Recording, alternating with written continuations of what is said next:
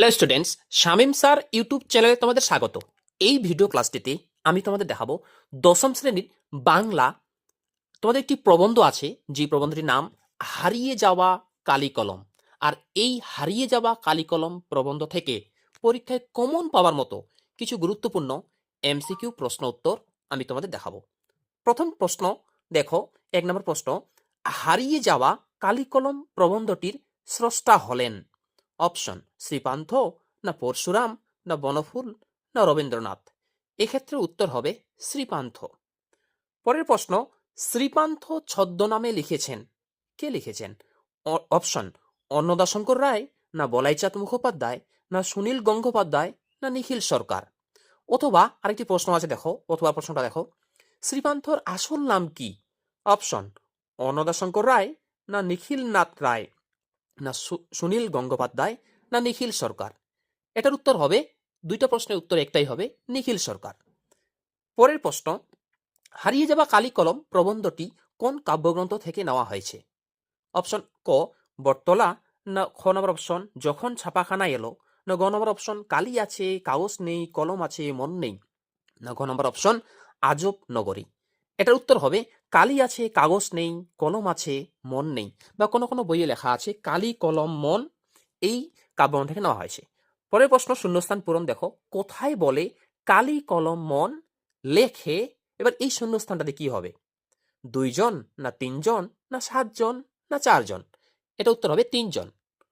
পরের প্রশ্ন, প্রাবন্ধিক শ্রীপান্থ যেখানে কাজ করেন সেটি একটি, অপশন পোস্ট অফিস, না সওদাগরি অফিস, না লেখালেখির অফিস, না রেজিস্ট্রি অফিস। এটা উত্তর হবে লেখালেখির অফিস। পরের প্রশ্ন, লাইন তুলে কোশ্চিন, আমি ছাড়া কারো হাতে কলম নেই, আমি ছাড়া কারো হাতে কলম নেই, এখানে আমি কে? অপশন শ্রীপান্থ, না মাস্টারমশাই, না লেখকরা, না রবীন্দ্রনাথ। এটা উত্তর হবে শ্রীপান্থ। পরের প্রশ্ন, সকলের সামনেই চৌকো আয়নার মতো একটা, কি ছিল? স্ক্রিন, না পর্দা, না কাচের স্ক্রিন, না কাচের স্ক্রিন বা পর্দা? উত্তর হবে কাচের স্ক্রিন বা পর্দা। পরের প্রশ্ন, লাইন দিলে কোশ্চিন, তবে তাতে লিখে আমার সুখ নেই, কিসে লেখার কথা বলা হয়েছে?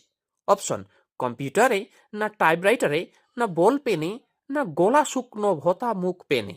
এটা উত্তর হবে গলা শুকনো ভতা মুখ পেনে।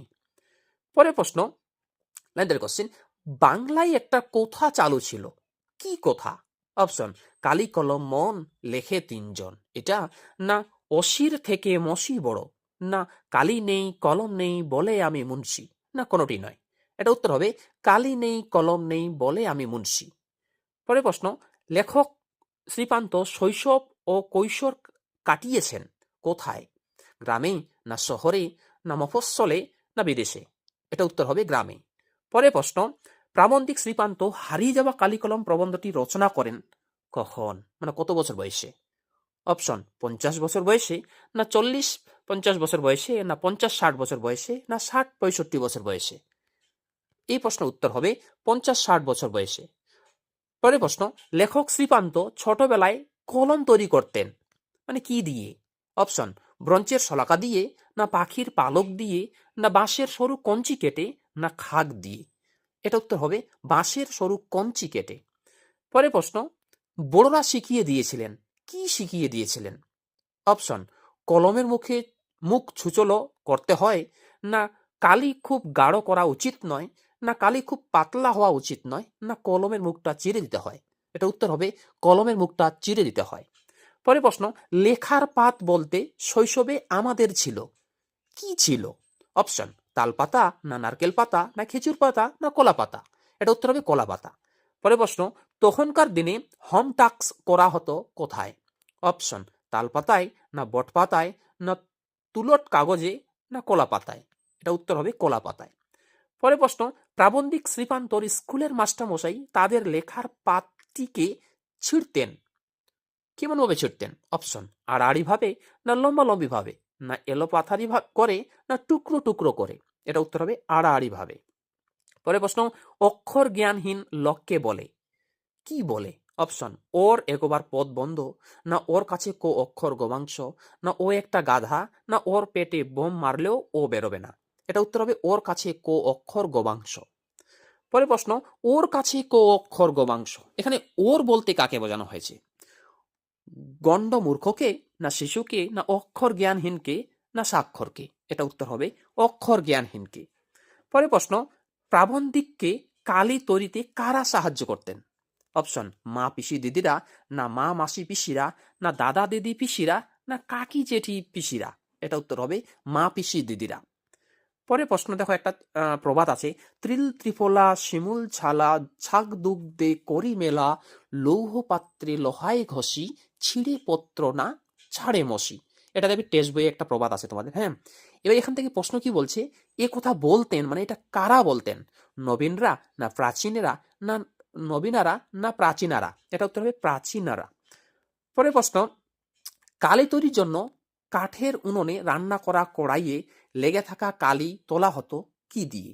অপশন, আম পাতা দিয়ে, না ডুমুর পাতা দিয়ে, না লাউ পাতা দিয়ে, না বাঁশের পাতা দিয়ে? এটা উত্তর হবে লাউ পাতা দিয়ে।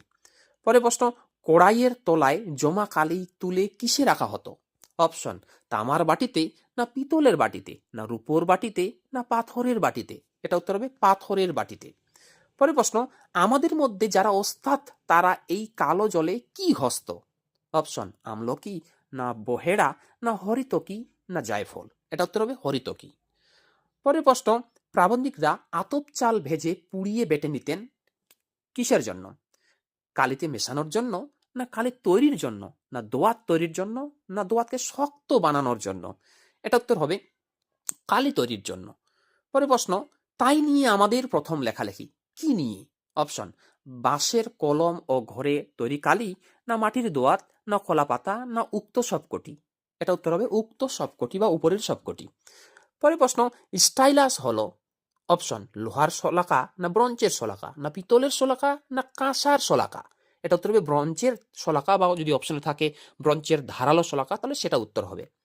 পরে প্রশ্ন, পালকের কলমের ইংরেজি নাম কি? অপশন, স্টাইলাস, না ফাউন্টেন পেন, না কুইল, না রিজার্ভার পেন? এটা উত্তর হবে কুইল। পরে প্রশ্ন, বাবু কুইল ড্রাইভার্স কথাটি বলতেন কারা বা কে?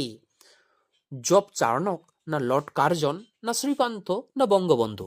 এটা উত্তর হবে লর্ড কার্জন। পরে প্রশ্ন, কানে কলম গুজে দুনিয়া খোঁজেন কে বা কারা? অপশন, প্রাবন্ধিক, না দার্শনিক, না গল্পকার, না নাট্যকার? এটা উত্তর হবে দার্শনিক। পরে প্রশ্ন, সিজার যে কলমটি দিয়ে কাসকাকে আঘাত করেছিলেন তার পোশাকি নাম কি? রিজার্ভার, না স্টাইলাস, না পার্কার, না পাইলট? এর উত্তর হবে স্টাইলাস। পরে প্রশ্ন, কুইল হলো কিসের কলম, মানে কুইলের বাংলা নাম কি? খাগের কলম, না পালকের কলম, না খাগড়ার কলম, না কঞ্চির কলম? এটা উত্তর হবে পালকের কলম। পরে প্রশ্ন দেখো, আমি যদি ড্যাশ দেওয়া আছে আগে জন্মাতাম, মানে এই শূন্যস্থানটাতে বা ড্যাশটাতে কি বসবে?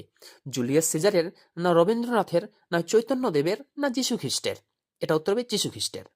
পরে প্রশ্ন, নীল নদীর তীর থেকে ভেঙে নিয়ে আসার কথা বলা হয়েছে কি? নল খাগড়া, না গাছের ডাল, না ফুলের কুড়ি, না ফলের বীজ?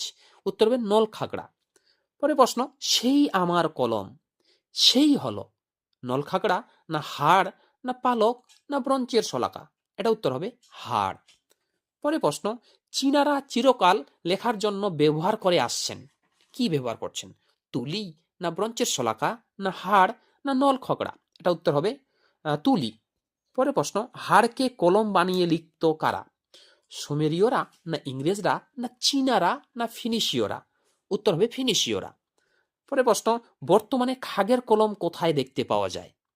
পরীক্ষার সময়, না অন্নপ্রাশনের সময়, না সরস্বতী পূজার সময়, না দুর্গা পূজার সময়? এটা উত্তর হবে সরস্বতী পূজার সময় খাগের কলম দেখা যায়। পরের প্রশ্ন, এখন পালকের কলম দেখা যায় কোথায়? অপশন, পুরনো দিনের তৈলচিত্রে, না মিউজিয়ামে, না গ্রন্থাগারে, না অফিসে? এটা উত্তর হবে পুরনো দিনের তৈলচিত্রে। পরের প্রশ্ন, দোয়াতে গোজা পালকের কলম দেখা যায় কোথায়? রবীন্দ্রনাথের ছবিতে, না যীশু খ্রিস্টের ছবিতে, না জুলিয়াস সিজারের ছবিতে, না কেরি সাহেবের ছবিতে? এটা উত্তর হবে কেরি সাহেবের ছবিতে। পরে প্রশ্ন, পালক কেটে কলম তৈরি করার যন্ত্রটি ছিল কিসের মতো? বা কার মতো বলতে, কিসের মতো বলতে পারো। এটা অপশন দেওয়া আছে, দেখো, পেন্সিল শার্পনারের মতো, না সেফটি রেজারের মতো, না ট্রিমারের মতো, না হিরে কাটার যন্ত্রের মতো। এটা উত্তর হবে পেন্সিল শার্পনারের মতো। পরে প্রশ্ন, কলকাতার চৌরঙ্গিতে ফেরিওয়ালাদের প্রতি 3 জনের মধ্যে একজনের পেশা ছিল। ক নম্বর অপশন, ইঁদুর মারার বিষ বিক্রি, না কলম বিক্রি, না ফাউন্টেন পেন বিক্রি, না কালি বিক্রি। এটা উত্তর হবে কলম বিক্রি করা। পরে প্রশ্ন, পায়ের মোজায় কলম গোজা ছিল কার? দারোগাবাবুর, না শরৎচন্দ্রের, না কাসকার, না জুলিয়াস সিজারের। এটা উত্তর হবে দারোগাবাবুর। পরে প্রশ্ন, লেখকের দেখা দারোগাবাবুর কলম গোজা ছিল কোথায়? প্যান্টের পকেটে, না পায়ের মোজায়, না মাথার টুপিতে, না জামার পকেটে। এটা উত্তর হবে পায়ের মোজায়। পরে প্রশ্ন, কোন কোন অতি আধুনিক ছেলেমেয়ের কলম থাকে কোথায়? বুক পকেটে, না পায়ের মোজায়, না মাথার চুলে, না কাঁধের ছোট্ট পকেটে। এটা উত্তর হবে কাঁধের ছোট্ট পকেটে। পরে প্রশ্ন, চুলে কলম ধারণ করা মহিলা যাত্রী চড়েছিলেন বাসে, না ট্রেনে, না ট্রামে, না স্টিমারে। এটা উত্তর হবে ট্রামে। পরে প্রশ্ন, কালির অক্ষর নাইকো পেটে চণ্ডী পড়েন। এবার কি হবে উত্তর? মাঠে ঘাটে, না কালীঘাটে, না শ্মশান ঘাটে, না বেলুর মঠ। এটা উত্তর হবে কালীঘাটে। পরে প্রশ্ন, বিখ্যাত লেখক শৈলজানন্দের ফাউন্টেন পেনের সংগ্রহ ছিল, মানে ওই শৈলজানন্দ ফাউন্টেন পেন কতগুলো সংগ্রহ করেছিল? 1 ডজন, না 2 ডজন, না 3 ডজন, না 4 ডজন। উত্তর হবে 2 ডজন। পরে প্রশ্ন, এক সময় লেখা শুকনো হতো যা দিয়ে, তা হলো বালি, না ব্লটিং পেপার, না চোখের গুঁড়ো, না শুকনো কাপড়। উত্তর হবে বালি। পরে প্রশ্ন, ফাউন্টেন পেনের আদি নাম কি ছিল?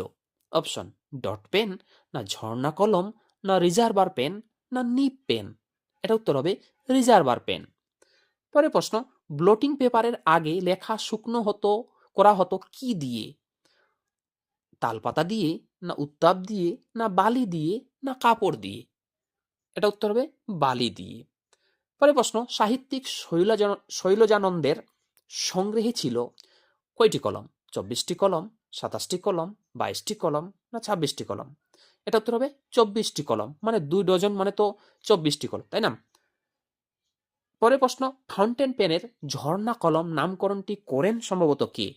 রবীন্দ্রনাথ ঠাকুর, না শরৎচন্দ্র, না শৈলজানন্দ, না শুভ ঠাকুর। এটা উত্তর হবে রবীন্দ্রনাথ ঠাকুর। পরে প্রশ্ন, তা লেখককে নেশাগ্রস্ত করে। কোন পেন লেখককে নেশাগ্রস্ত করে?